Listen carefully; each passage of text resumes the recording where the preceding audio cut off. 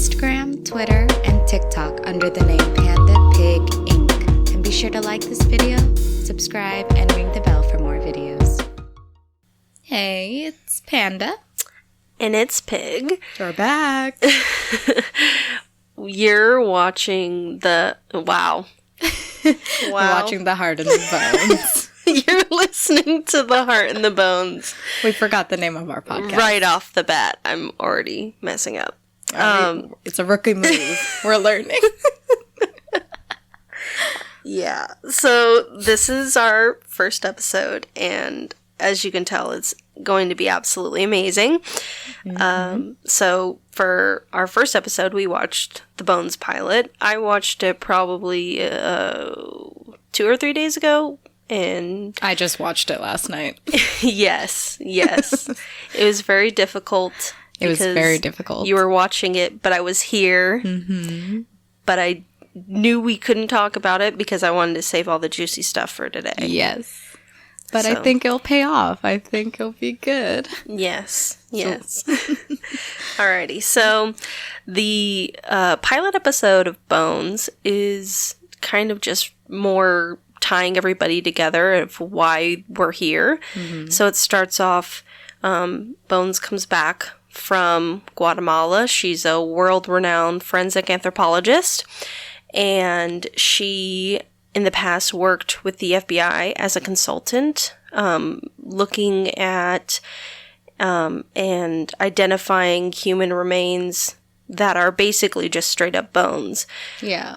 And, so in this episode, she's just coming back from Guatemala, though. Mm-hmm. Yeah. And so Bones and Booth seem like they kind of have a history, and Booth wants her to help on a current case where the victim was found in a pond. Turns out she is a young intern for a senator that went missing a couple of years ago.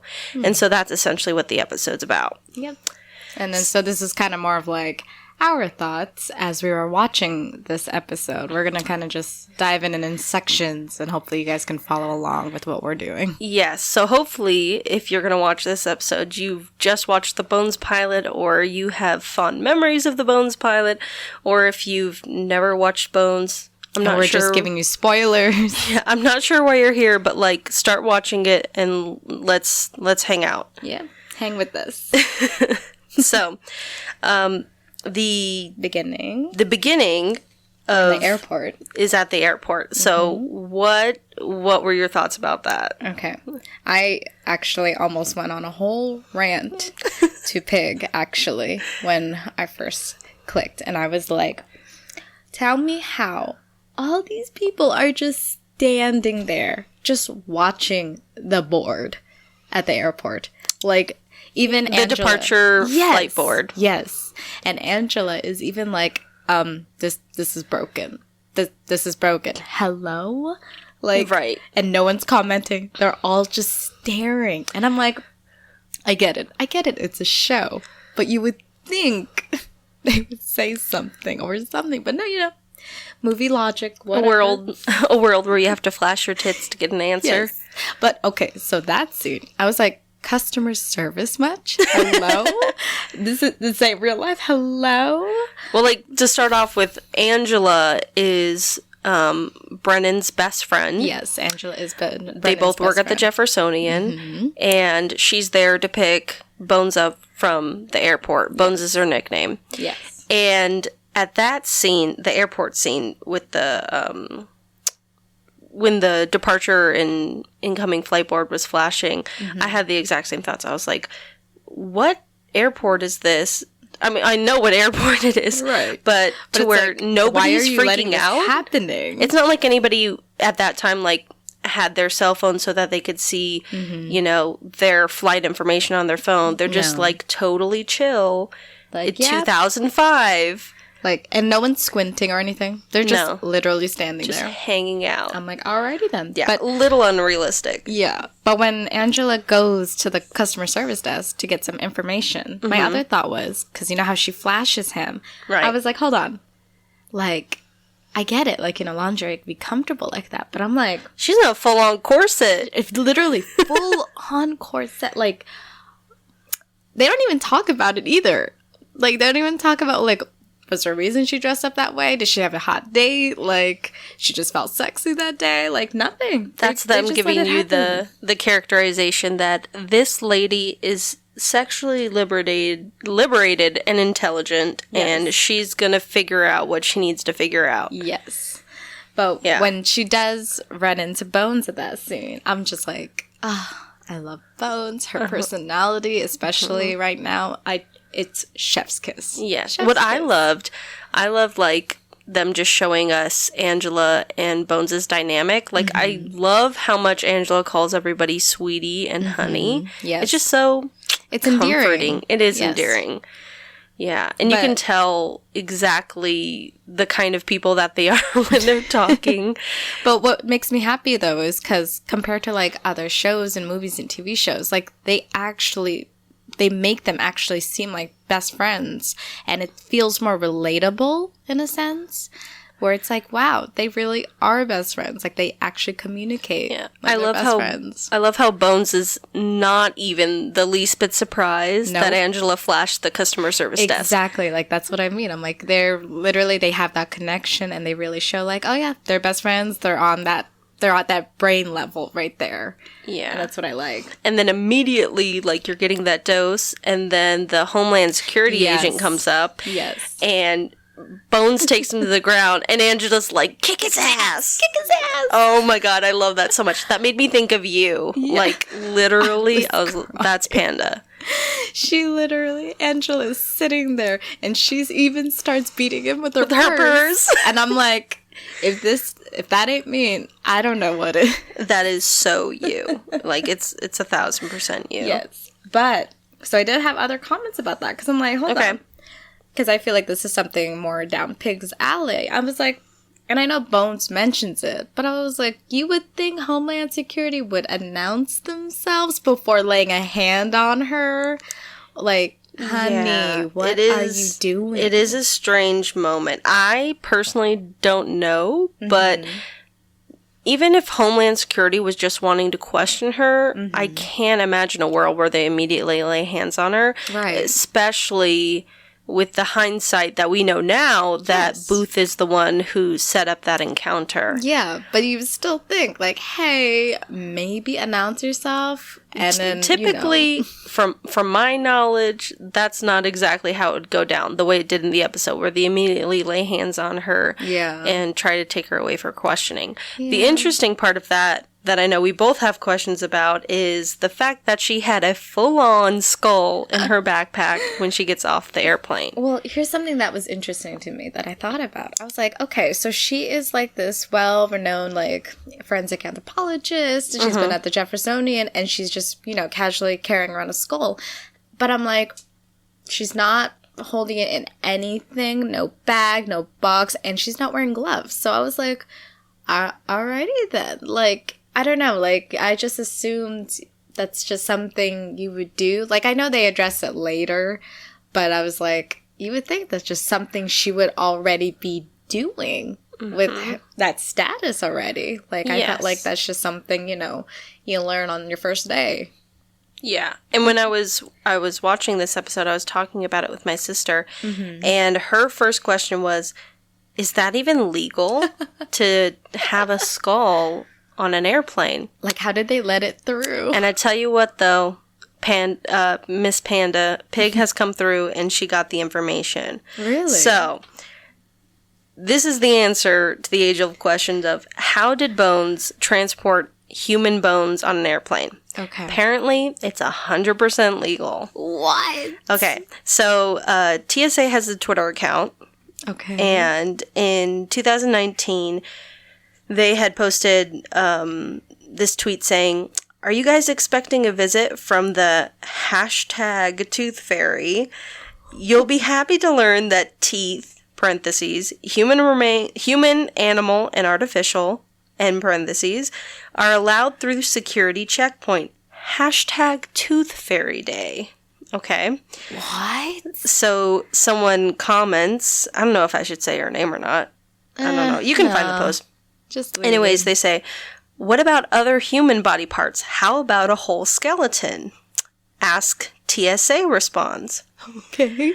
A skeleton may be transported in carry-on and checked bags if it's properly packaged, labeled, and declared to your airline. We also strongly recommend that you contact your airline as they may have additional policies on traveling with this item. Safe travels? Huh. What? 100% legal. Oh my god. Totally legal. But it's still, like, even then, like, you Carry think, your like, bodies on board. But Bone just had it casually carrying in her backpack. Like, it just rolled out. So that's the unrealistic part, because that Yes. that says that you need to have it somehow, Yeah. like, declared to your airline. But I think they're assuming, obviously, TSA is assuming that you're probably... Well, no, because they said carry-on, too. I don't know. Oh my god.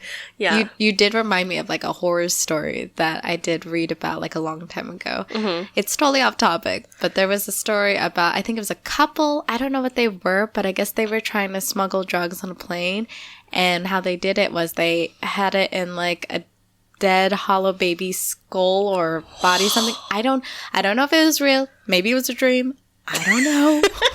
I don't know, but I swear to goodness that I swear I heard something about it where they were on the plane and they had a baby, like as if they were holding the baby in their arms. Uh-huh. And I guess it was hollow and there was actually drugs in them. How'd they get through TSA? Well, I guess they didn't show the baby. But you still have to walk through the metal detector. I don't know.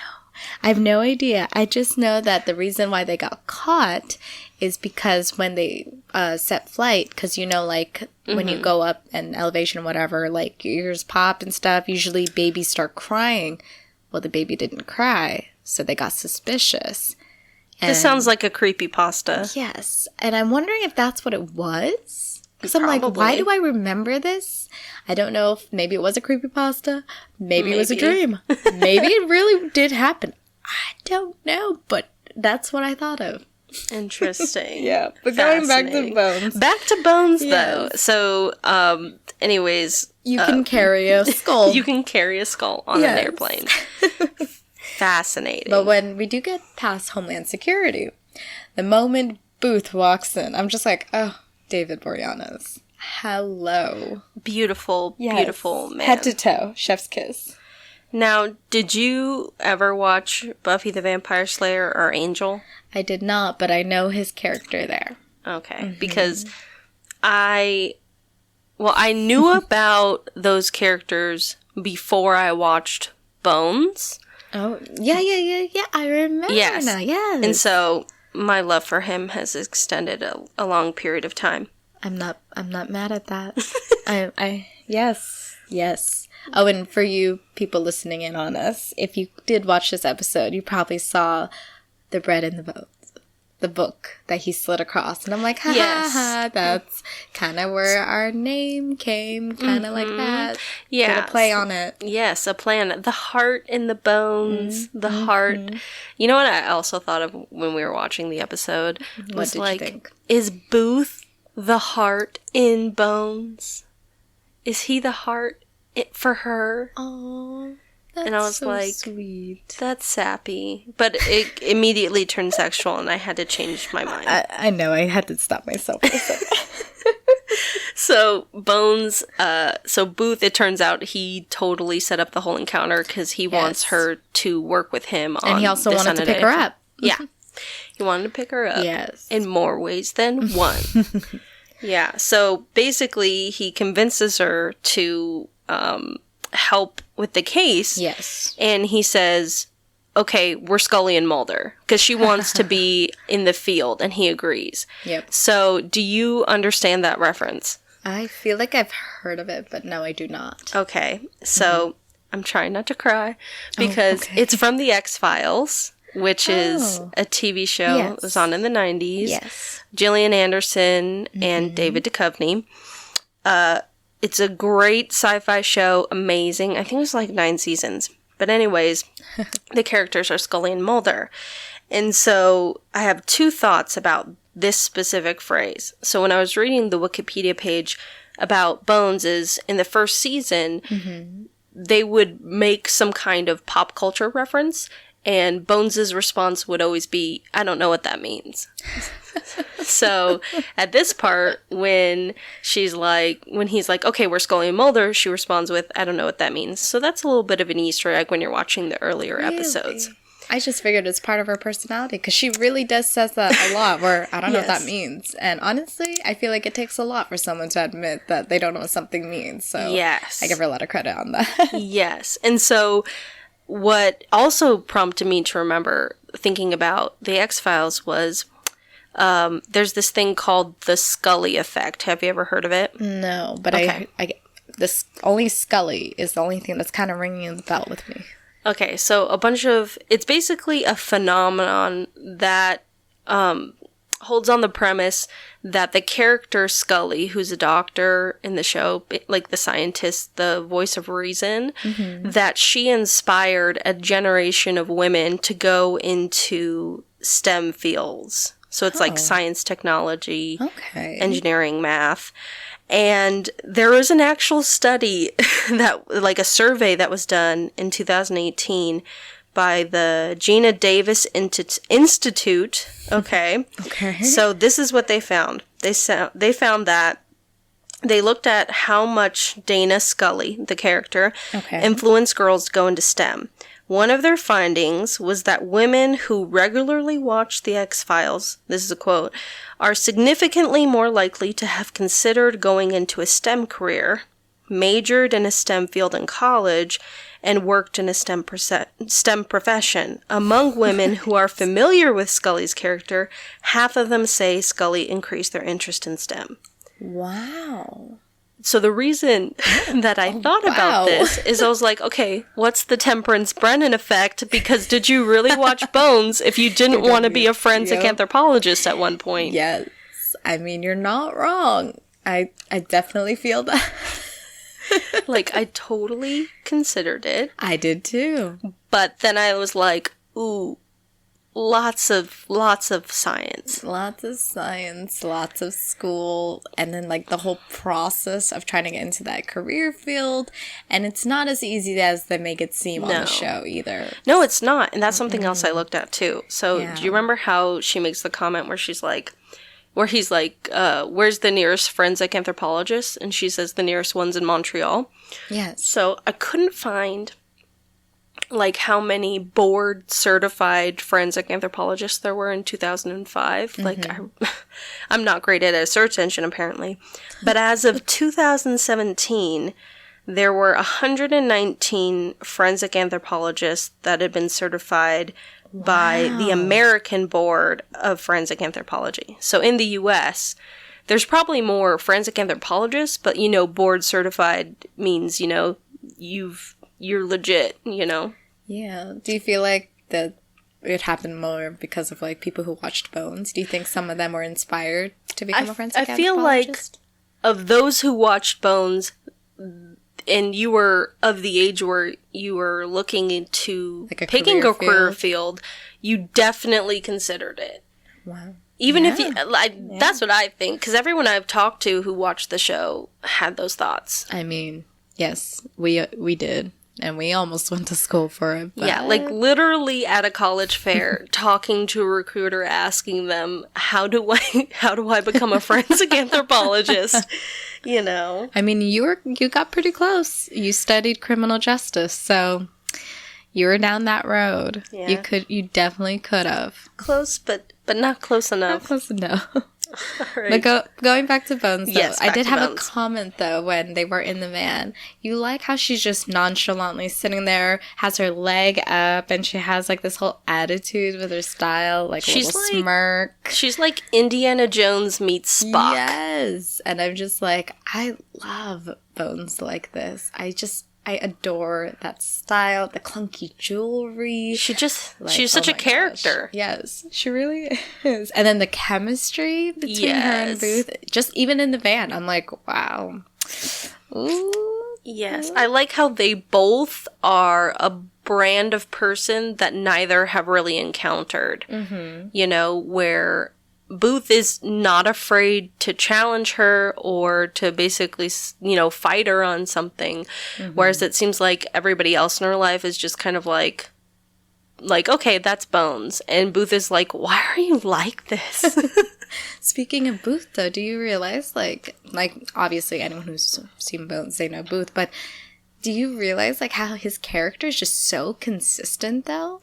Like, yes. Even in the first episode, he's so consistent. Like, I love the fact about his character. He obviously has character development. Oh, definitely. But, like, the core of who he is remains pretty consistent throughout the show. Yes. He rarely does something where you say to yourself, like, is that really Booth? That's not Booth. Yeah, right. you never... I mean, there are a few times, but most of the time... He's you're pretty consistent, and I like that about him. Me you know too. what you're getting. Yes. Yeah, same thing with Angela. Angela's pretty consistent. To an extent, though. There are some times where I'm just kind of like, really, Angela? What True. And it's usually for the purpose of plot. Yes. To move something along. But that was as much as I had for airport to driving scene. Okay, so then they drive... to the crime scene? Yep, they drive to the crime scene. So this is where they find the body. It's been in the water. You meet Zach Addy, Eric Milligan. Zach. Yep. And he's her assistant. So, I was reading a lot on a Bones Reddit forum, and a lot of people were confused, like, was Zach the first intern, or what was he? But they clearly name him as her assistant. Yes, he's supposed to be the assistant. And he's also, like getting, was it his doctorates or something? Yes. Something he's like working that. on 2 PhDs. Yes, that's what it was. But I was like, yeah, he's not an intern. He was her assistant. And that's something I noticed, like, a lot of people sometimes forget. They think he's an intern and he was just her favorite intern. But that wasn't it. He actually was her assistant.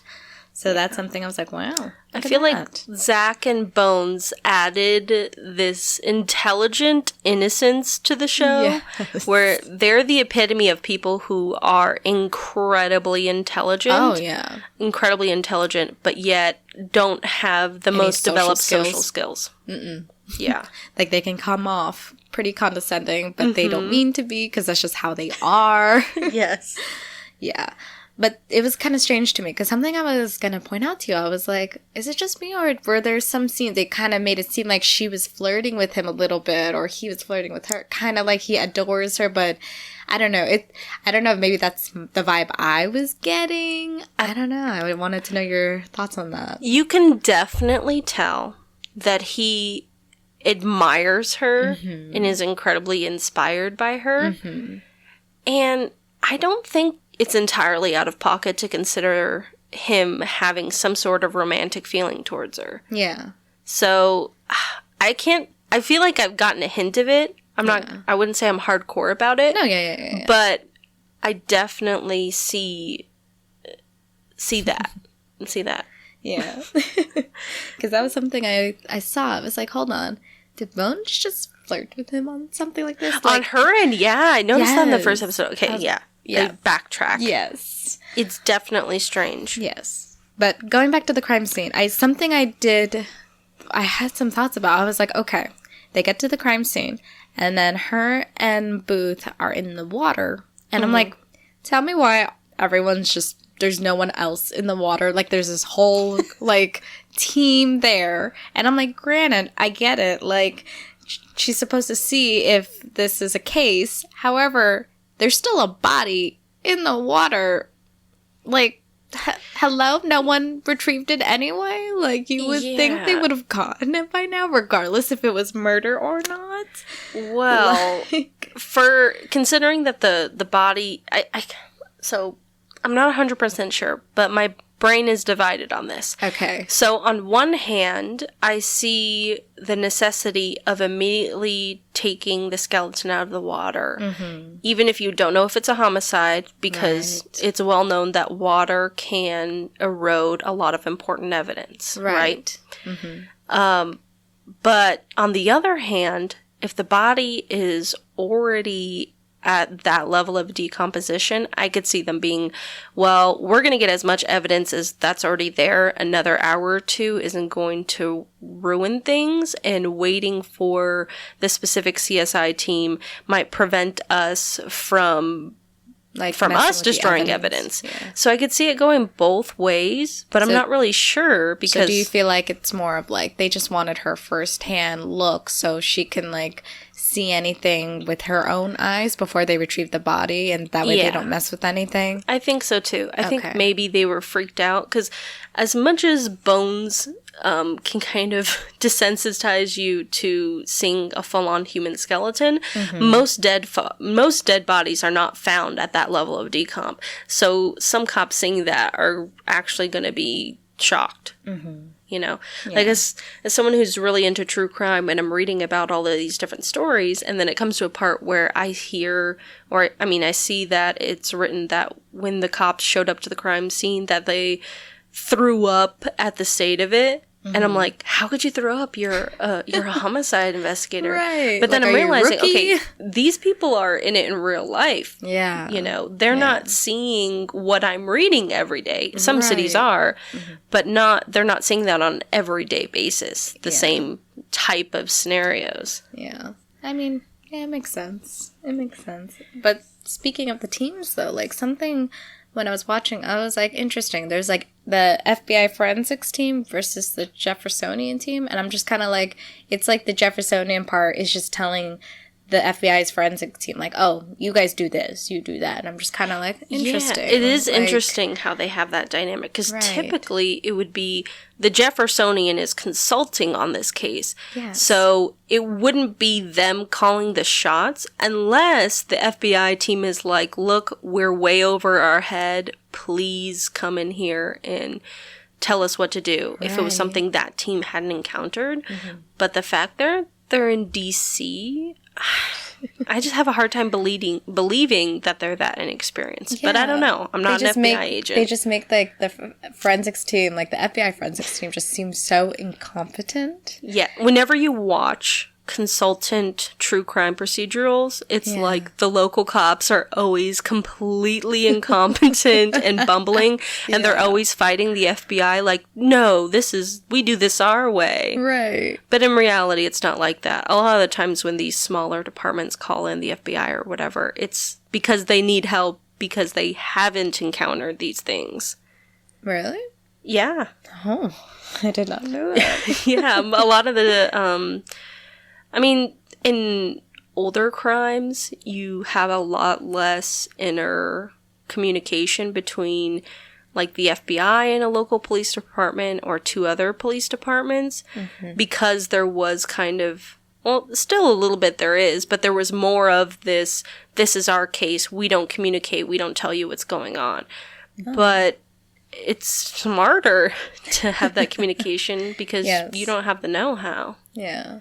But I don't know. I just find it weird how the show kind of does it. You think you know. It's just like, oh, you might as well just make them already part of the team. But they didn't. Right. They just made them like, oh, you guys are consulting, but you guys are calling the shots. And there are some episodes where the FBI crime scene investigation unit is like nowhere to be found ever. Exactly. And I'm like, hello?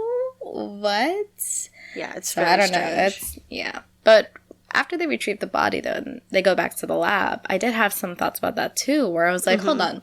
You would think that they would wear gloves more often. Like, more of them all have gloves, and they wouldn't be touching their clothes as much or touching each other as much when they have the evidence. Or maybe, like, wearing masks, or... Because I feel like you shouldn't really be inhaling, like, things that are decomposing, like, right before your eyes. Or, like, everyone would have their hair in a ponytail or contained. Like Hodgins' hair is everywhere. Honestly, I hate Hodgins' hair in this episode. I know. I usually love it, though. Yes. But this episode, I'm like, no, who did your hair, Hodgins? Yeah, who did you like that, boo? Yes. It's just like, I don't like your hair like that, But, you know, sweetheart. I think it's supposed to add the fact of him being this wild kind of kooky conspiracy theorist where he's just kind of like, I just rolled out of bed, but I'm a genius, I'm gonna do whatever I feel like, I got a temper, like, you know, he's like, who needs to worry about my hair care routine when the Illuminati's running the world? Exactly. So I mean, you're not wrong. Yeah. And they also, when they're at the lab, they start talking about Bones's book and how all of the characters in the book seem to be based on the people in the lab. And there is this ongoing bit in the show that I don't think they ever fully address, but hopefully someone will correct me if I'm wrong, that obviously Booth is based off of, Agent Andy is based off of Booth. Yes. And it's this ongoing bit where they're just like, oh yeah, it's totally Booth. And Brennan is like, no, I just wrote him whatever. Yeah. But they never fully say, like, oh. Oh, you know what? I think they do. I think they do later on. But it's a big part of the first part of the show. Yeah. And we'll probably dig into that later on. I think for now, we could just leave it at that on that one. Oh, yeah, for sure. Yeah. So Bones puts the skull back together, and... You ever think about, wow, she put it together with Elmer's glue. That was my exact thought. I should have looked that up, but that did not seem... standard protocol. Yeah. And no gloves either. I was like, all right. No gloves. What if all of our skulls are just being held together with Elmer's glue? It feels like it. The fumes. I can smell glue in my sleep. My first thought, though, I don't know if this is messed up, but I kind of want to put a skull together. It looks like the most fun puzzle, like the most fun 3D puzzle. But it also seems like a big headache if you have no idea what the hell you're doing. Well, I don't know what the hell I'm doing, so it probably would be a headache. But I would have fun while I have the headache. Yeah, to an extent. You'd be like, wow, I'm Bones. Then you'd be like, this doesn't look right. I'm doing this wrong. Yeah. And when they're at the lab, they figure out that the victim is Cleo Louise Eller. Mm-hmm. She's a missing Senate intern who's rumored to have had an affair with Senator Alan Bethlehem. Oh, yeah. They never say, like, what political party he's from. Nope. But it doesn't really seem like that's the most important thing to the show. It's just the fact that he's a senator. Yeah. And what was I going to say? So they figure out that it's her. Yeah. And Booth kind of gets emotional because it turns out he's assigned to the case to solve her murder. And all of a sudden, he is totally against Bones coming into the field. Yeah, and that's what's kind of interesting, too. But before that, I did want to mention that. Oh. The hologram, Angela's hologram technology. I was like, this is pretty dope. Right? Like, this is some next level stuff. Like, what's going on here? They never talk about Angela's education. No, like, how is she this... She's this tech genius, but she's mostly an artist, which isn't strange, but it's not like she went... They talk about her ever going to college. No. So it's just like, where does she's just a magician? She's just that much of a genius? She's just a tech savant. Yeah, that was so weird. Yes. But then it's interesting because later the hologram kind of disappears. But we'll get into that one later. It's just when you they see it, it's still cool though. It's still really cool. I remember seeing that for the first time and thinking it was one of the coolest things. So, besides that, when we were there in the lab, did you notice on Angela's desk there were a bunch of little baby heads? No. So when you go back and watch it, and this is for any of you listeners, if you haven't noticed, there's a bunch of creepy baby heads on Angela's desk. What the hell? It's creepy. I was like, what is this? No one else sees this? Am I tripping? Is this new? But like no, how it's there. Like how big are the baby Different heads? Sizes. Different sizes? They're little different sizes. It's like a little dolls? strange. Like kind of like, well, I guess porcelain dolls in a way. Ugh. Just, those old type of like baby head dolls. It was very weird. I was like, why is this? Yeah. And that couch in her office is ugly. Oh, yeah. 1,000%. So ugly. 1,000%. The only thing I have to say for when Bones and Booth argue and Bones basically blackmails Booth into letting her stay in the field is she calls him a rat bastard. Okay, I was thinking that too. I was like, let's bring that back. Hey, you rat bastard. It just has so much bite to it. Yes. And it's so fun to say. Yes. And you can be dramatic with it. Yep. But yet, it's still a good burn. It really is still a good burn. And I just kind of wish she uses it more often. I know. I love that phase. But it's interesting, though, what she she, even from the very beginning, she still always says how much she hates psychology. Yes. And how she's like, it's a soft science. I hate psychology, and I don't understand it. I don't get it. I hate psychology. And I'm like, at least that's consistent for sure. Like, that's something that part I of her really character. like. Mm-hmm. Yeah, that kind of goes back into it, because when they go back to the lab, yes, and they figure out they had found small bones with the victim's body, with Cleo's body. Yes, and they thought it was initially frog bones, but it turns out that actually belonged to a fetus, and Cleo was pregnant. And I was like, I remember when I first watched it, I was like, scandalous. Scandal, yes. And you know what? It's never sex with a hot senator. No. It's like, why is it even a thing? Like is it for their status? They're not cute. No. They're old usually. Like, no. Get yourself like a basketball player or something like that. Get you something good senator? At least. Yeah. Like, I don't know. I'm just disappointed. Maybe we're just biased. Yeah. If it was a hot senator. That's a different story, honey. That is totally different, and I'm here for you, and I agree. But you know what? Do your thing, girl. Do your thing. Obtain the bag. Obtain the bag. Do. But after that scene, that's when Angela tries to get Brennan out for a drink, and they have this really beautiful moment that shows a lot about their friendship and really builds up kind of. Did you notice Brennan's Bones' character. Earrings, though? The fans are so cute. I love Bones' jewelry. I love it. But a lot of people don't. They think crazy. it's too funky. Well, that's the best part of it. It's clunky. I dig it. I dig it too. But back at the lab, I forgot to mention. So, obviously, later on when you watch, do you notice that the bone room changes and it looks smaller? Yep. And the angle changes too. So right now, what it currently looks like, it looks almost like the bone room is Limbo. Yes. And it's so big. And I'm like, it kind of looks more like Limbo than an actual bone room. That's that pilot budget. Same with the FBI office. Did you notice that too? Very different.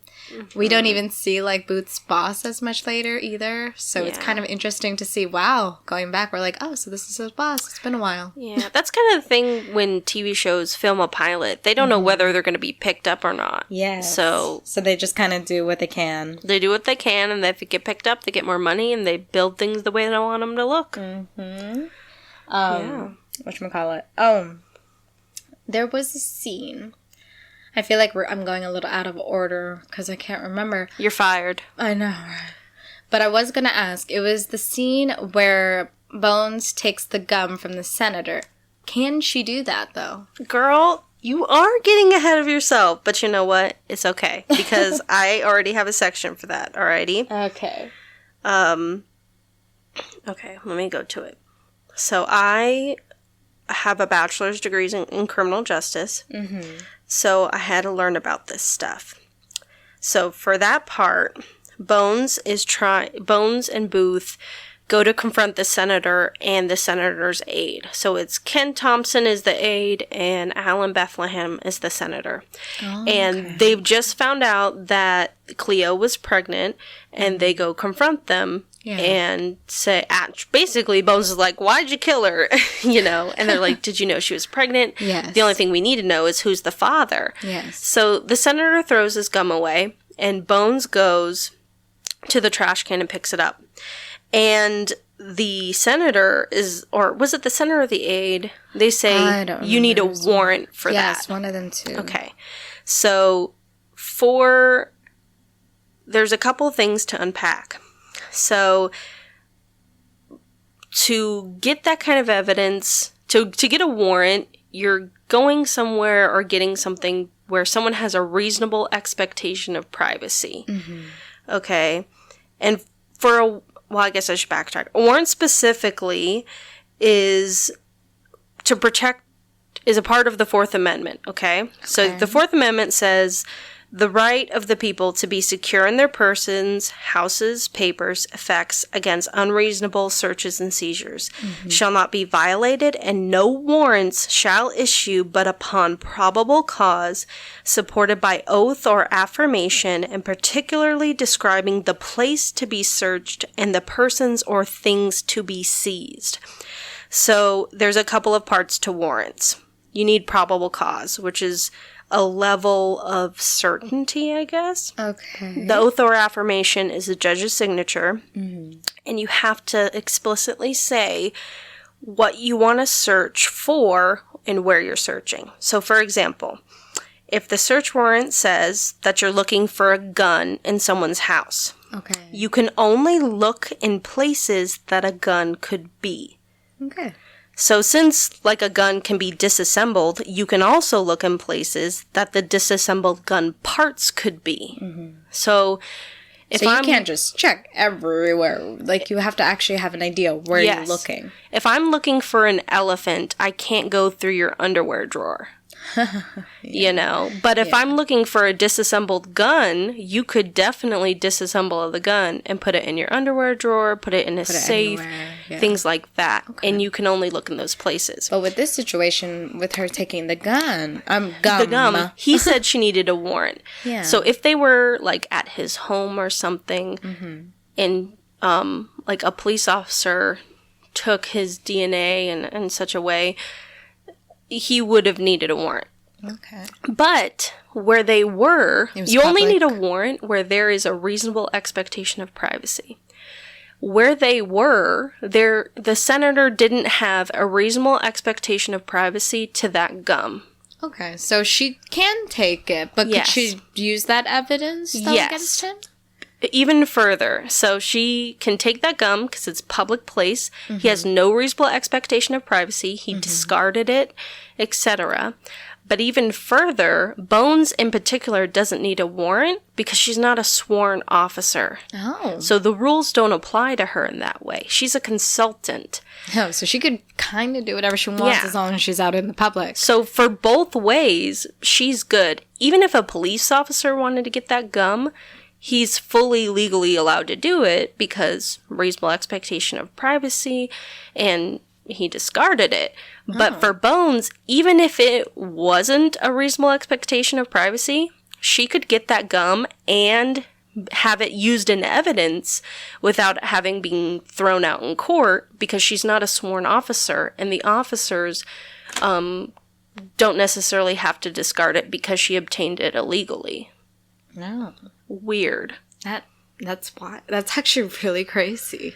Yeah. Wow, okay. Because when you're watching it, they're like, you need a warrant. And I'm like, even if she's working for the FBI, she doesn't need a warrant. You know? Yeah. And that's what's so crazy. There's a lot of things about our criminal justice system that you don't really understand. And when you watch a TV show, it's like they get it right 70, 60%. Right. And they don't really give you the full-on info about it.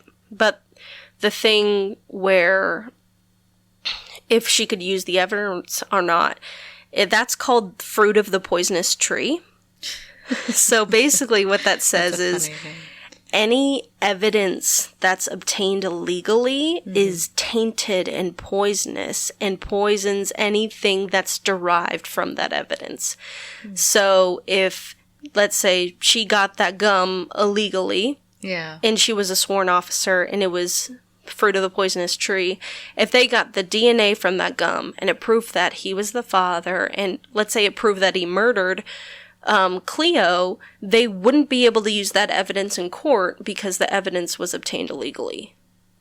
That sucks. So people get off on this all the time, which can be so frustrating when you're reading about real life true crime stuff and the police officers aren't necessarily following, protocol legal protocol. Yeah. And it totally can screw up a case and people get off for it. But at least for this situation, like, Bones actually did something and it actually works in her favor. So yeah, even though they don't get any DNA from the gum. They don't even show anything about that. But it was kind of cool to see because she beat his ass, or whoever it was that she beat his ass. I think she punched him or something. I don't know who she was. I don't care. I just know she beat ass again. She always beat his ass. Kick his ass again. That's another unrealistic thing because how are these people not filing assault charges on her all the time? I mean, they deal with that later on. But for now, it's like, let her get away with it. Let her get away with it. Savage Bones. They don't. But, so then moving on. There is a scene, though, where Angela is talking to Booth about Brennan's parents. And I don't know how I felt about that, because I'm like, that's your best friend, and you're sharing that with supposedly her partner. And I'm like, half and half, because I'm like, it's kind of like, you know, you're trying to fill him in a little bit so he understands her. But the other half of me is like, was that really your place to tell him? Because that's pretty personal to Bones, and I don't know if that was really Angela's place to do that. I agree. And then he says that he read her file, and I'm like, excuse me? For what? Like, the way these TV shows prevent stuff is that, like, oh, I just, you know, I run a background check on my sister's new boyfriend, or I'm just gonna research about this person. Yeah, she's a consultant, but the only thing that he would be able to look up or would be looking for that would be in a file would be illegal activity if she'd committed crime. So it's like, why are you looking into her file? Yeah, her parents' disappearance, him knowing about that, that's weird. Yeah. Oh. Especially because it's not revealed who her parents are. Yeah. But speaking of, like, you know, conversation with Angela, I completely forgot. There was a thought I had when her and Angela and Bones were speaking earlier, when Bones was a bit distressed. I found it interesting how you see her just kind of hanging on a door, stressed out, because usually when Bones is frustrated, she focuses on the bones. But obviously this is pilot episode, so obviously I can't expect too much about her character. But I found that interesting how originally they just kind of had her hanging around, and here you got Angela saying, oh, glug glug, for like a secure something, let's go drink. Yeah, you know? What I liked about that scene too, even though it's a bit different of a characterization where you're seeing her being very vulnerable, was the freaking beautiful quotes that they speak to each other. Yes. Where Bones is like, I hate psychology because it's a soft science, and Angela's like, well, people are mostly soft, and Bones is like, except for their bones, and I'm like, ba-dum-tsh. There it is, yeah. And it's just like the dynamic between them two is just, it's so sweet, and it's just so relatable and just makes sense. At least to me, it makes sense. The part that got me was when Angela said, offer up a bit of yourself every once in a while. And that's so hard. I'm like, no. Nobody gets nothing. Give nothing to them. They don't deserve it. That's part of the other reason why I love this show, is they really... Oh, it's very character driven, which is not totally common for a lot of true crime procedurals. No, it's but not. They sometimes, I mean, they obviously have a lot of overarching plots between episodes, but a lot of things are very character driven, which I really enjoy. And you're invested. Yes, definitely. It's wonderful. But moving on, I apologize for jumping back. It was something I remembered. And You're Like, forgiven. I need to tell you guys. I completely forgot. No, you're good. You're good.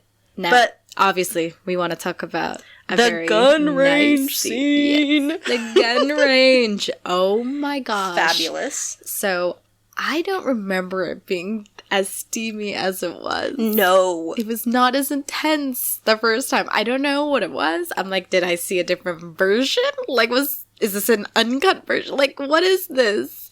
Yes. The gun range. Oh my gosh. You know what he's doing? He looks like he's leaning. He leaning. Leaning. For those of you Cabadon. It's twofold. So Cabadon is a Japanese kind of, what do you say, challenge? Phenomena? Like, you're showing your dominance. You slam your hand against the wall, and you put, like, a female, mostly. It's usually the man putting a female up against a wall, and you have your hand up against, like, her face against the wall, and it's like, you kind of lean in as if you're going to cage them. Yes, you're caging them, like, you're mine. Yes. And obviously, this is more between Panda and Pig right now. It's a TikTok reference. Yes. There's a TikToker that anime we very reference, much enjoy. It's an manga anime reference. But also, it reminds me of While You Were Sleeping. Oh, yeah. So While You're Sleeping, Sandra Bullock, Bill Pullman. Oh my god. Totally Peter Gallagher, adorable movie. I love that movie. And there's this scene where Bill Pullman's character sees another character doing the lean on Sandra Bullock. And it's essentially the same thing, minus the hand behind the female's head. Mm-hmm. And there's this part where it gets flipped around later in the movie, and the kind of bumbling idiot landlord's son sees Bill Pullman leaning on Sandra Bullock, and he's like, "Hey, you okay? He looks like he's leaning." The lean. The Cabedon lean. The Cabedon lean. Yeah, that was mostly totally for the fans, that moment. It really was. But they also kind of talk about, like, the essence of the conversation, even though I'm not totally paying attention to it because I'm looking at the sexual tension. Same. Was that... I'm like, just kiss him. Kiss him. You're getting closer, Punch. Just do it. They were talking about, basically, stick to your own stuff. Mm-hmm. You know, cops solve crimes, science people belong in the lab, you know.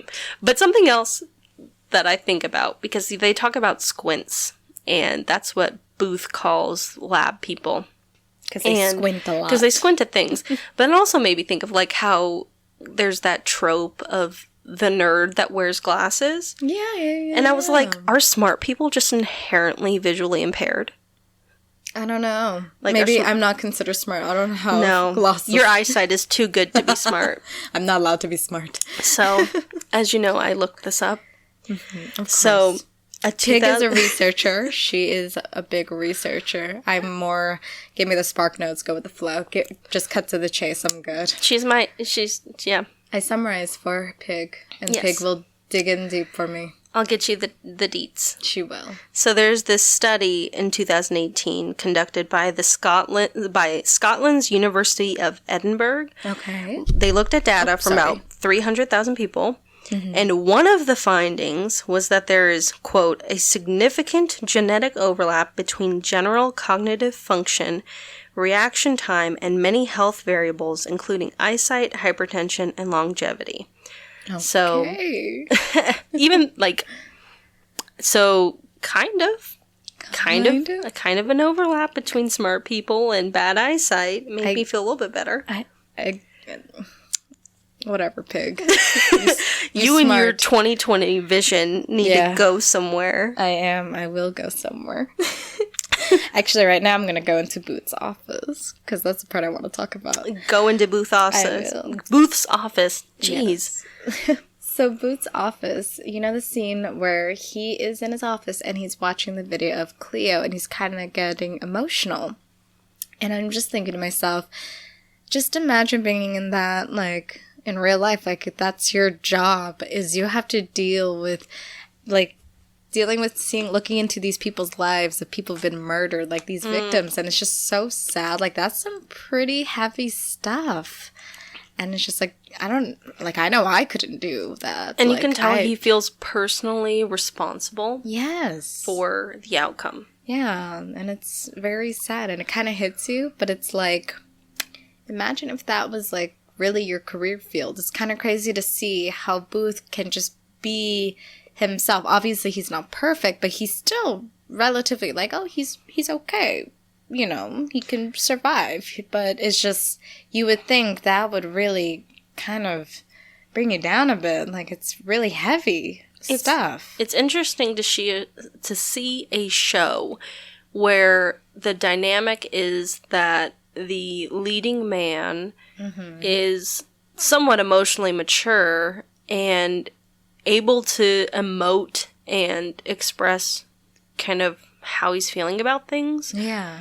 And to just show a tenderness and passion in his work. Yeah. Which I feel like for 2005, which isn't, it's not that long ago, but it still seemed pretty significant to me when I watched it, which I was like, as a young 12-year-old, was like, I'm in love. You know, I want to marry Booth. Me too. You know? Yeah. But I agree with you. It was a very good scene. It was. It was a little montage showing a little bit more of Booth's character. Yeah, showing how he really can feel. Yes. And you see more heart to him. And I really liked that. The scene where they go to the senator's home with the search warrant. Yes. to get the sledgehammer. Yeah. There's just one part that I love is when they see the stalker. Oh, yeah. Oliver Laurier? Is what it is? I call him the stalker. I don't even put a name on him. And I'm Bones just like the creepy is stalker. Bones is like, if you stalk me, Oliver, I'll kick your ass. I'm like, yes, Bones, do it again. Kick his ass. I just love that energy. Yes, I love that energy too. If you stalk me, I swear to God, I'll kick your ass. Yes. It's so beautiful. Literally, that's the only thing I liked about the scene. I loved it. But when they go to the lab, something I thought, I was like, of course, they're drinking alcohol out of beakers. Right? Of course you did. Of course you did. And then, some of them have, olives in there. I'm like, seriously? Gotta make it fancy. Right? And that's at that scene that Hodgins triggers Bones to think about fish. Yes. And how the diatomaceous earth they found is common used in filters for tropical fish. Mm-hmm. So then Bones goes to the AIDS place because in an earlier scene, the stalker mentioned that the aide, Ken Thompson, only cares about his tropical fish. Yes. Which, when I saw that scene, I was like, that's weird thing to put in there because they never mention tropical fish except for the stalker mentioning it. Yes. Or at least I think so. And correct me if I'm wrong. Who knows? But my thought, let us know. So she goes to Ken Thompson's house and he's trying to burn the place down. Hold on. Wait. But you remember before she went there, she told the guys, hey, let Booth know where I'm going. Oh, yeah. Does she even say where she does not going? She does not. But Booth knows. Booth knows. Booth knows where she's going. Coming to the rescue. His bone senses were tingling. His bone senses were tingling for sure because that lean gave him the bone senses. He leaned into his bone senses. Cabedon senses. Cabedon senses are tingling. Absolutely. My thought, though, when she's trying to destroy evidence, was like, bruh, you're fish. You're pets. He's just like, okay, well, to hell with it. Y'all go up in flames. Not even trying to sell them. He's not saving them. He's like, screw my fish. Screw my house. Screw my house. Screw my house. Fish. Screw my fish. Let them all go up in flames. Yes. Bye. I was like, man. I'm like, you got money? You got money? Maybe that's why. I was like, you should have just burned yourself up. You're about to kill fish for whatever. Oh my gosh. So I was like, whatever. But the way how Bones broke in, that she's just like, stop, and then she just smashes. I'm like, you can't do that. So it brings up another law enforcement type point. Fun fact. So she breaks into his house, and he says, you need a warrant. And she says, no, I'm working with the FBI. Yeah. And there is a concern that it's called exigent circumstances. Okay. And it's imminent destruction of evidence. So, again, the show has it right and wrong at the same time. That's usually how it goes. Yeah. So, on one hand, if Bones were a sworn officer, she may need a warrant to search the home for the diatomaceous earth. However, but because there is the exigent circumstance of the definite ongoing possibility and reality that Ken Thompson was going to destroy evidence, he would have been, or she. Sorry, you probably can hear the trash being taken out outside the... outside the... Oh, man. The trash man is here and you could hear the truck. I'm so sorry. You know what? They're doing their job. They're getting paid. I'm glad they're getting a paycheck. Oh yeah, especially during these hard times. Take our trash, make that money. Maintain that bag. Money. Get that bread. Yeah, get that bread.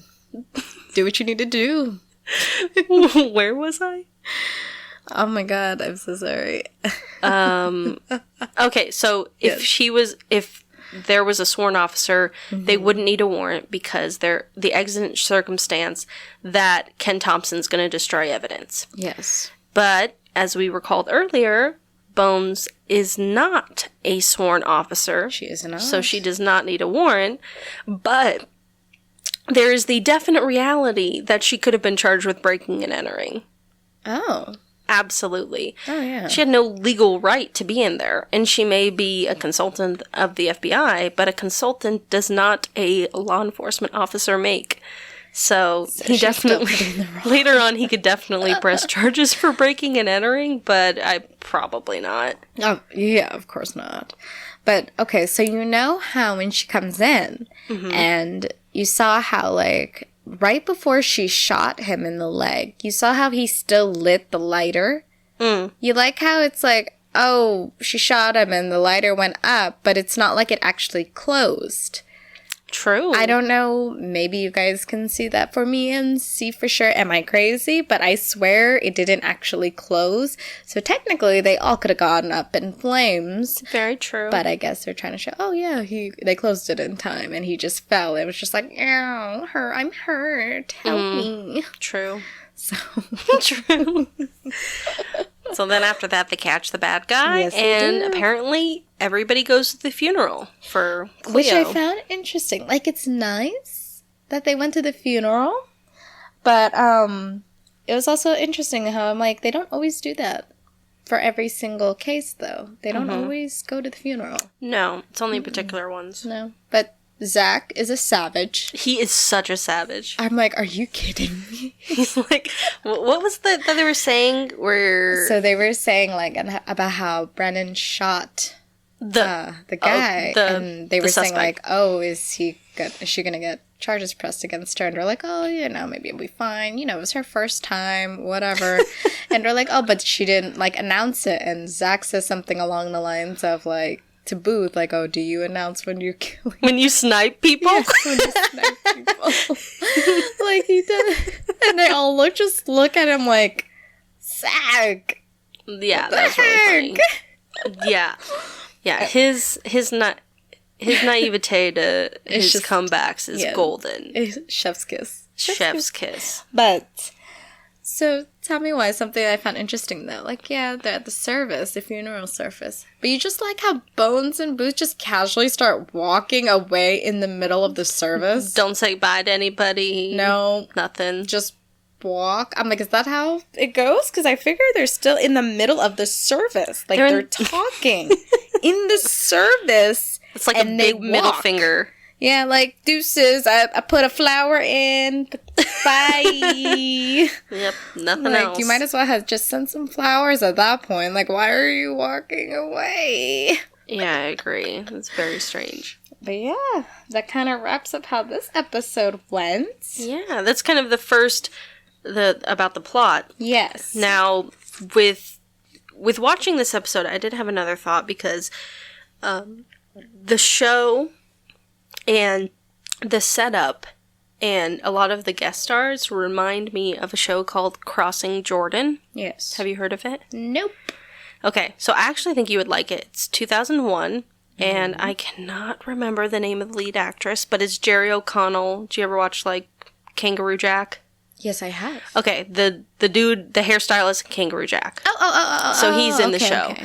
He's in it. But basically, the premise is the chick is a coroner, medical examiner, I can't remember the correct terminology. Okay. And her mother was murdered when she was younger. Okay. And she's, got the same chip on her shoulder, parents' disappearance, death. Yeah. And she assists the police department with solving crimes. But she very much reminds me of Bones in her personality, except she's a little bit more abrasive. And so many of Bones' characters guest starred on Crossing Jordan. Wait, seriously? Everyone. Oh my god. Everyone guest starred on Crossing Jordan. So wow. It's a good show. I liked it. I think it's like 5 seasons. So I think it was ending around the time Bones was starting. Okay. But there's a lot of overlap if you like Bones' character, where she's no nonsense, pushing boundaries, strong female, but also emotionally underdeveloped and socially unaware, Yeah. But it's a pretty good, it just reminded me of that show because of all the guest stars that are on it. Well, speaking of guest stars, to any Grey's Anatomy fans in their new season, Hodgins is actually a guest star in there. Not as Hodgins, just Right. TJ Thine himself. Like, he's actually in one of the episodes in the new season. If you guys look for that, let us know if you find him. It's pretty crazy. It is totally crazy. Yes. So we're at the tail end of the episode, and this is where we kind of talk about a crime that either inspired the case or, in particular, reminds me of the case that was presented in the episode. So hopefully you guys enjoyed this segment. This is something that we want to do for our specific channel. We want to talk about our thoughts about the episode in general, but at the end of every episode, Pig here likes to look up different crimes or something that could have related to the episode in some way. Maybe it was inspired by something that happened in real life. And it's a little segment we're going to add at the end of every episode. So hopefully you guys enjoy what Pig has found for this one. Yeah. So the pilot, the writer and creator of the show, the writer for this episode, Hart Hansen, he said that the victim in the case, Cleo Louise Eller, was a Chandra Ann Levy type character. What does that mean? So, do you know who Chandra Ann Levy is? Nope. Okay, so if you guys haven't already I'm more of the one who will always react to Pig's findings because she digs deep into this type of stuff. So it's really awesome. My reactions you guys are going to get a little taste of. So hopefully you guys are cool with that. And her reactions are my favorite. I love telling her stuff, and that's kind of why we're doing this podcast, because we just enjoy talking to each other about different stuff. We take out things out of each other that are pretty fun to see coming out of each other. Little reactions and thoughts that we trigger. It's pretty cool. Yeah. So my sources for this are mostly Wikipedia and a 2020 documentary about the situation. So donate to Wikipedia, guys. They need help. No lie, I definitely donated to Wikipedia because of how much I'm on Wikipedia. Same. Shout out if you're the type of person who always first straight goes to the personal life section. Raise your hand. Coppa down us if you want to. Lean. Dominate us. Dominate us. Okay, so your bone senses are tingling. So Chandra Ann Levy, okay? Okay. So May 6th, 2001. Oh, so it's in the 2000s. All right. So 4 years before the first episode of Bones. So it's relatively in the mind of the public. Okay. This murder. So Chandra Ann Levy's parents called the police because they hadn't seen her in 5 days. Levy's 24 years old. She's getting ready to come back home to California from D.C. after her internship.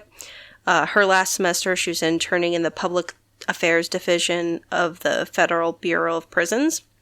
Her parents said she wanted to be an FBI agent. They could see her going into law enforcement. Really bright, beautiful girl. Okay. So they call. The police search her apartment, but it didn't look like she up and left. Her voicemail box was full. Her bags partially packed. Her driver's license is there. Her credit card is there. Her cell phone is there. But the only things missing are her keys and a ring that she got for her parents as a gift in college. Okay. Police bungling number one. A untrained police sergeant looks at her laptop and corrupts the internet search data. What? While trying to look at it. What do you mean? So, trying to look at her internet search information and corrupted the data on the computer. So, completely useless to try to look at it. Oh my I'm not a tech person, so I'm not 100% sure what that means, but I know it's not a good thing. You know? I don't know either, but it doesn't sound good. No. So later on, they're able to look into it, and they see, I can't remember what point in the investigation, but they see that she searched Rock Creek Park and the map of the park. Where is this located? It's in D.C. Okay, so it's still in D.C. Yeah, it kind of borders on one of the other states, I think. I didn't look up the geography. Somewhere East Coast, though. East Coast. I think it was 5 miles from her apartment. Okay. So it's a pretty big park. But when the police looked, they didn't find any sign of her. But to be fair, they didn't really look that far off the path. Oh. Okay. So Chandra's mom looks at her cell phone. Looks at Chandra's cell phone bill. Okay. And notice that there's this number that Chandra's calling over and over again. And it turns out to be the phone number for California Congressman Gary Condit. Wow. Oh. She calls the number. Mom calls the number and finds out that it's obviously the congressman and asks if he knows where Chandra is. He says he doesn't know. Okay. One of the voicemails on her voicemail box is from Condit asking, like, hey, I don't know if you're out of the country or if you're up to seeing each other, just let me know, call me back. I want to know where you are. Okay, yeah. Because, they're talking or whatever. Chandra's dad tells the cops she was having an affair with Condit. No. When the cops question Condit, he admits to dating her, but not sleeping with her. Okay, so... Okay, Condit's married. Okay. Wait.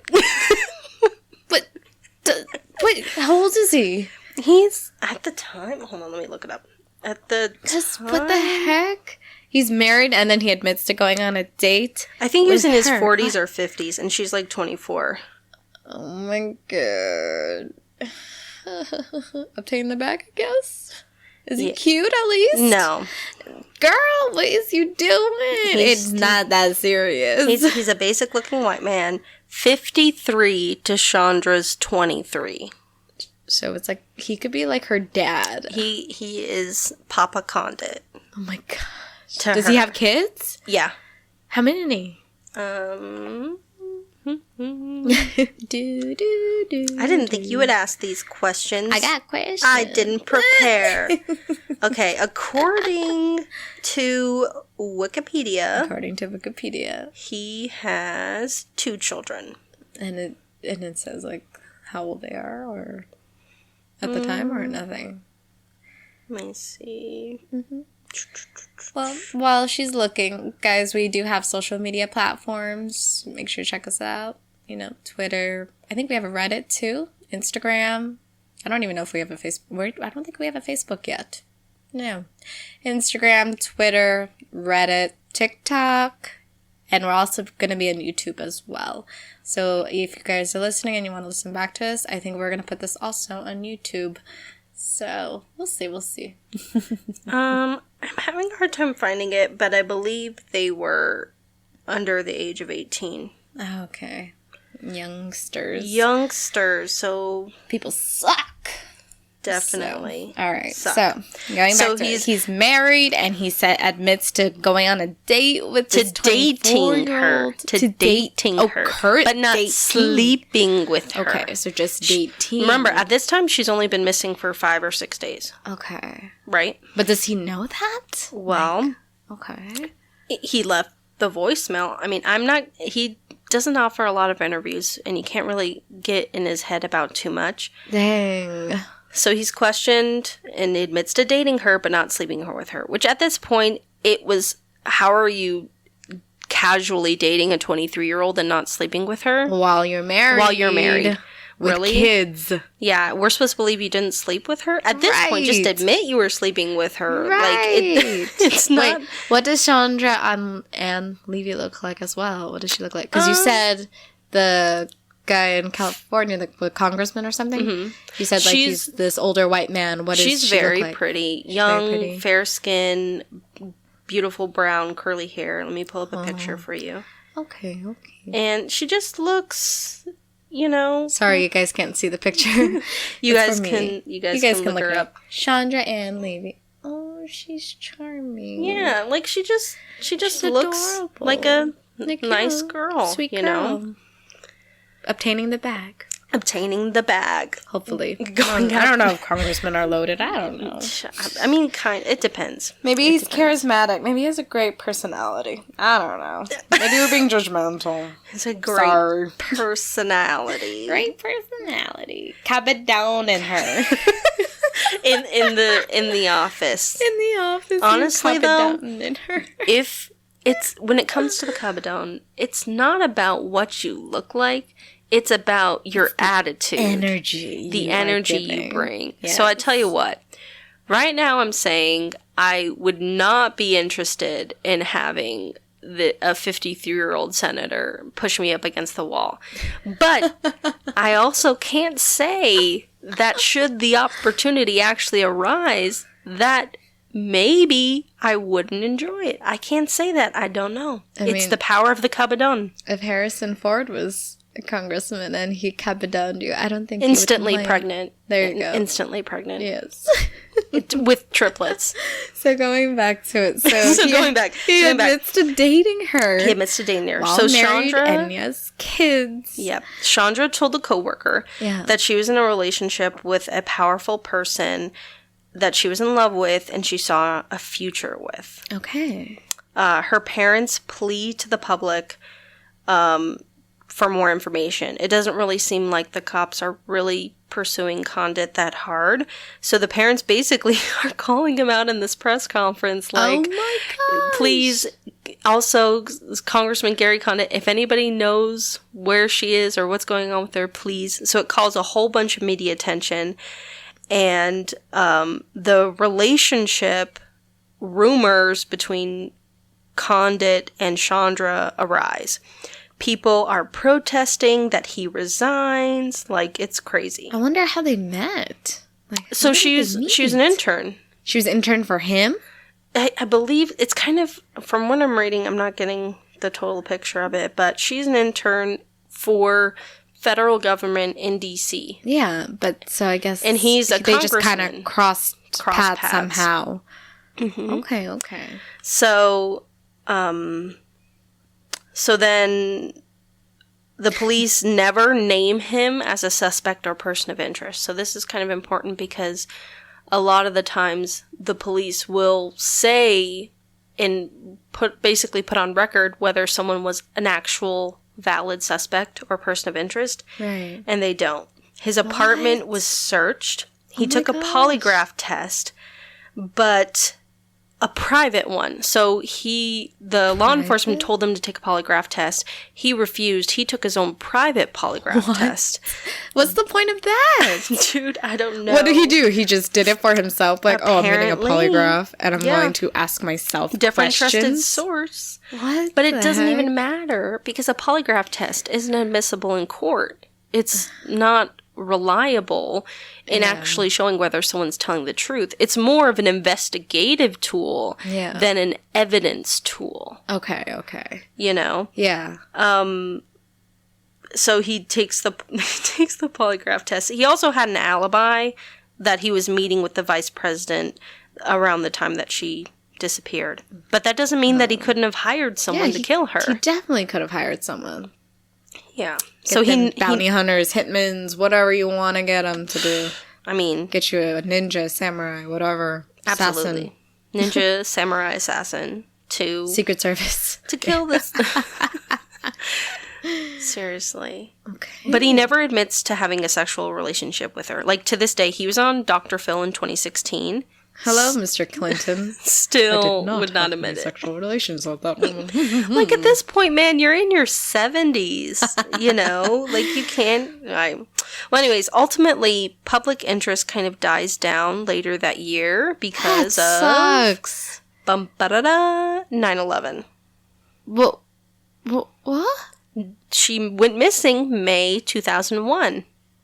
Oh my god. And then, so the 9/11 happens and no one cares. So, public interest and resources is paying more attention to 9/11. So then they stop caring. Well, kind of. So then, turn around, May 2002. So, a full year after she's gone missing. Yeah. Chandra's body is found 5 miles from her apartment at Rock Creek Park. That sucks. That sucks. And in true crime fashion, guess how her body is discovered? How? Some guy is walking his dog. Oh my god. Seriously. Like not fishing or anything? Like her body just came to the surface? No, she's not found in a lake like in the Bones episode. Oh, okay. With the character. She's found at a park. Like a place where people go jogging. you know. So was she just, like, out in the open? Like the Black Dahlias type of situation? So the dude walking his dog comes across a human skull. Oh. A sports bra, sweatshirt, leggings, tennis shoes, they're all scattered around. Some area. Mm-hmm. And the medical examiner identified damage to her hyoid bone, but due to the level of decomposition, couldn't definitively say how she died, but declared it a homicide. Oh my gosh. But they realized that's her. Yeah. They ID her. They realize it's her. And it's Rock Creek Park, where she had the internet search history, but she was found further off the path, where they could have found her. It's been like a year, so it's surprising they even found her at all. Yeah, and it's a pretty big park, but they didn't search as extensively as they could. Oh, that's disappointing. So, obviously, to the lay people, Gary Condit seems totally like the killer. But the police end up focusing on Ingmar Guandique, a 20-year-old from El Salvador, as a person of interest. This is so random. Where did he come from? So he had previously attacked 2 female joggers at Rock Creek Park. Is this you vibes? Hello? Right. He sits on the bench, and then when they come by, he gives chase, grabs them by the neck, and pulls them off the trail. Holds a knife to their neck. Oh my god. And then what does he do? Kill them and just leaves them? Like, assault them. And I think, like, one of the girls ran away. I didn't read too much into his specific crimes that he committed. Oh, but he's facing sentencing for the jogger attacks, and he's in jail. His jailmate, who tells the cops that Guandique confessed to killing Chandra, saying that Condit paid him $25,000 to do it. Oh, it wasn't enough to get him out of jail. Investigators ruled out the story about Condit. What? They said because Guandique had already admitted to assaulting 2 other women in the park in the same way. Where Chandra was found. So they're just treating it as if, like, she's just another girl. Like, there's no significance to her at all. Like, they're just going to cut the ties with her and the congressman at that point. They find more stuff. Guandique failed to show up for work the day Chandra disappeared. His former landlady says around that time he showed up with his face scratched and bruised. And the investigators on the case didn't even interview the previous jogging victims. They survived? Yeah, the jogging victims of Guandique, he attacked them, I think. Didn't kill them. Didn't kill them. Oh, and okay. The police focus in on Guandique as a suspect, but they didn't interview the previous victims of his crimes, which I think is weird. That is weird. So he denies attacking Chandra. Oh my gosh. So then what happens? Does she ever get justice? I'm still going, girl. Oh my god. So the informant, the guy who snitched on Guandique, he takes a polygraph test, fails. What? Guandique takes a polygraph test, and they rule it as inconclusive, but not deceptive. Now, Guandique and the jailmate, his name is Armando Morales, English isn't their primary language, and the polygraph person administering the test wasn't bilingual, so they were doing it in English, because a bilingual polygraph tester wasn't available. So I don't know why, to me that's just so strange. You would think, like, you would just find someone somehow in a situation, but whatever. Yeah. So fast forward, 2006, the case goes cold. So this is 4 years later. Yeah, nobody's convicted yet. So in Guandique's prison cell, it's searched, and they find a photo of Chandra from a magazine. They get an arrest warrant, and he's charged and indicted by a grand jury on 6 counts of kidnapping, first-degree murder committed during a kidnapping, attempted first-degree sexual abuse, first-degree murder committed during a sexual offense, attempted robbery, and first-degree murder committed during a robbery.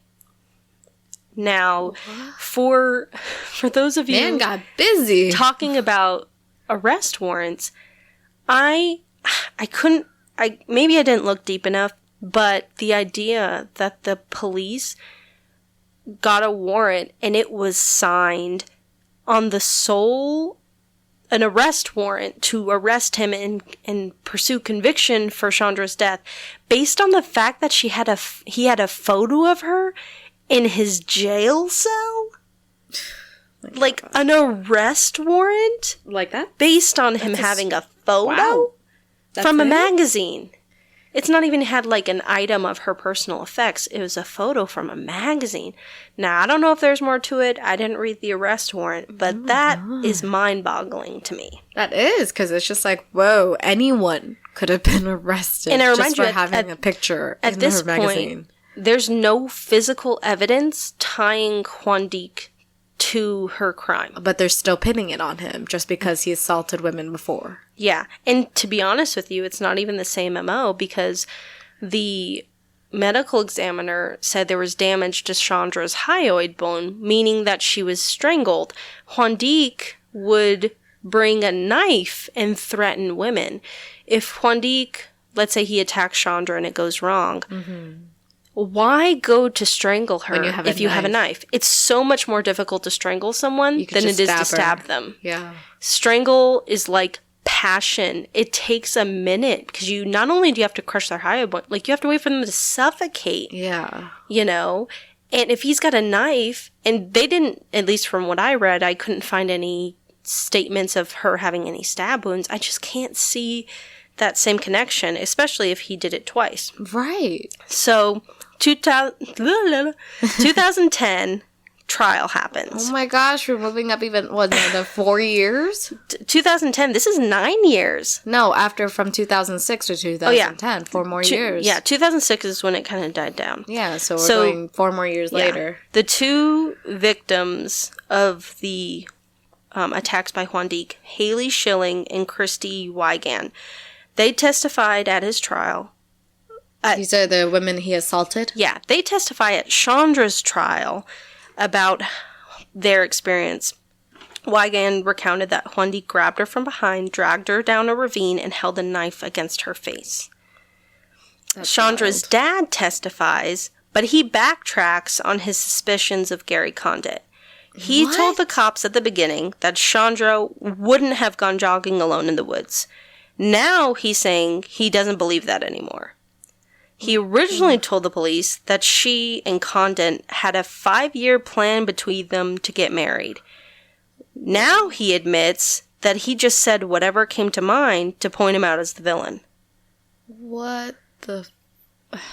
He says that... now the father looks guilty. Like, what the hell? Like, to be honest with you, I feel like it's kind of a combo where... He really believed Condit did it. Yeah. But now, if them being involved in the investigation, I don't know the communication between the cops and Levy's family. You know. But you don't know if they're getting paid either to be silenced. But there's some pressure to try to get justice for their little girl. Of course. And if the cops are saying this is the best bet, this is the person, the dad's got to say what he needs to say. Just so someone gets justice, which isn't always how it should be, but still. You know, and I don't know whether he actually believed Guandique did it. Yeah. But, you know, I just found that very jarring. Yeah. So then Condit testifies at the trial, too. Okay. Whoa. And what happened to him not being involved at all? The cops are basically, because he was such a target in the beginning, I'm guessing that the prosecution is trying to dispel any reasonable doubt, because that's the thing when it comes to the trial. Yeah. If the defense they don't necessarily need to prove that, well, what they're trying to do is say, if it's possible that it was something else, that someone else did it, it puts doubt as to whether Guandique did it. And you need to have... That's kind of like the OJ thing. Reasonable doubt. He got away with, was it the first one? Reasonable doubt. Yeah. But here's the tea that I didn't tell you earlier. Ooh, spill it. When the forensics went over Chandra's clothing, They found Gary Condit's semen in her underwear. Yo. Shoo, bro. No sexual relations who? Okay. But also... Whatever. But it lasted a year? No, that... When they initially did it, they found his semen in her underwear. Okay. So I have many thoughts on this because there is zero physical evidence tying Guandique to the crime scene, but there's literal DNA evidence tying Gary Condit to Chandra and her death. But, he didn't not do her anything. death, but like her body. But he didn't do anything. He didn't have any sexual, relations with this woman. He found her underwear and he just took a butter knife and spread his bodily fluid on it and then gave it back to her. Yeah. That's normal. Yeah, it's very normal. So, also, Armando Morales testifies at the trial. He's the jailmate. Okay. He talks about how Guandique was very concerned about being transported between prisons in 2006 because of inmate violence against suspected rapists. Mm-hmm. Morales said Guandique was a fellow member of a gang that they were in and confided in him that he killed Levy while trying to rob her, but says that he didn't rape her. Other inmates of that same facility are testifying for the defense, countering Morales' claims about Guandique and his character. Why? November 22nd, 2010, the jury found Guandique guilty of both remaining counts of first-degree murder. After the trial, a juror says that Morales' testimony was decisive in them reaching their verdict. Wow. Right? Okay. So, later on, they go through a bunch of appeals, because that's what you do when you get convicted of a crime like this. You're going to appeal it. And I wish I could talk more about this stuff, because they really pull up a lot of interesting things about Guandique's background and character, and basically how there wasn't much concrete evidence in the murder in general. Like, the fact that this even went to trial astounds me. Okay. So, 2015, prosecutors agreed to retry... Of course, 5 years later. Mm-hmm. Retry the case because of Morales. You remember the jailmate? Yes. Turns out he supposedly had a history as a jail informant for the police, which made him seem less trustworthy, less reliable, that basically take into question his testimony, because one of the main pillars, the main pillar of this trial is him. Yeah. And now they're saying, he's not now. Mm-hmm. Now he's not reliable. And the defense even brings up that there's a new witness, a neighbor, that said they heard a scream that night that could have come from Chandra's apartment. At this point, I'm just like, it's been like, how many years? And you're saying you just now remember. 14 years. 2016, the prosecution decides they're not going to go forward with the trial. What? They're instead going to push for Guandique's deportation back to El Salvador. What? Because apparently, this person got Morales secretly recorded admitting to lying on the stand. The jailmate, the informant, the pillar of that trial. Does Morales get anything? Like, does he... I don't know. Nothing happens to him for I don't know. But 2017... Someone got bribed. 3 years ago, or 4 years ago, I guess, Guandique gets deported to El Salvador. Oh my gosh. And to this day, Chandra Ann Levy's case remains unsolved. What the heck? I'm pissed. Dude, I'm pissed. Yeah. Are you kidding me? Mm-hmm. No, I'm not kidding you. Yeah, it's messed up for sure. Yeah, that sucks. She doesn't get justice. No. It really sucks. No, and people are really on two camps. You know, a lot of people really still suspect Gary Condit, or even think that there's more evidence to prove that he did it. Well, what do you think, Pig? What are your thoughts about this situation? Personally? Your personal thoughts. Allegedly, I think the congressman hired someone to kill her. I think so too. There's so much.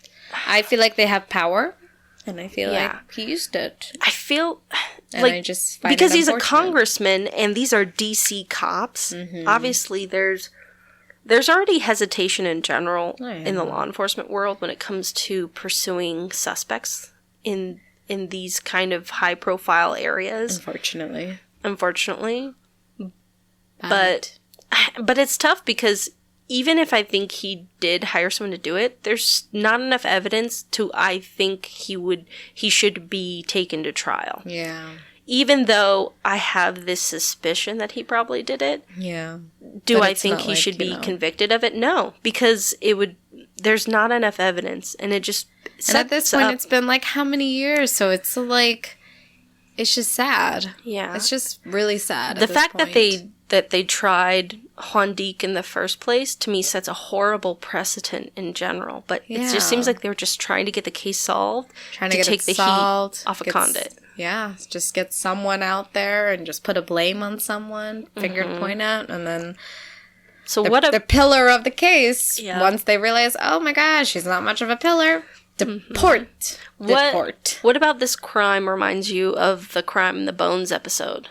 Oh, the whole, like, the relation of it. You got a high-profile case, someone who was having an affair, alleged affair or whatever, and she just ends up going missing, and turns out she was murdered. You know what I think, for me, the interesting comparison is, in both cases, the senator technically, on the surface, didn't do it.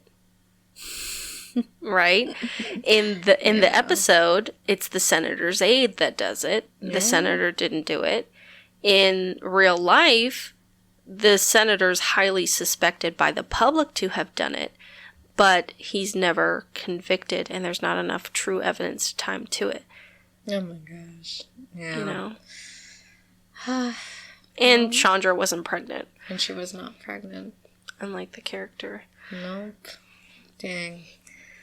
Was she strangled too, though? Just like, was Cleo strangled? I don't remember. Yeah, she was strangled. She was hit with the sledgehammer, but she was strangled. Yeah, so that's a similarity. That is a similarity. And the fact of them found highly decomposed without their clothes on. Yes. I do find it interesting, though, in Bones, how they say sledgehammer. You know, just casually. Hey, I'm going to use a sledgehammer. To be honest, the senator casually had a sledgehammer at his house when they did the search warrant. I've never seen that in my life. Where did that come from? That's not mine.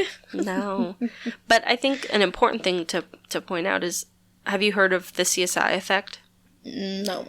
So it's this phenomenon where people who grew up watching a lot of these fictional true crime procedurals, well, not true crime, fictional crime procedurals, have this expectation of forensic ability in law enforcement in real life cases.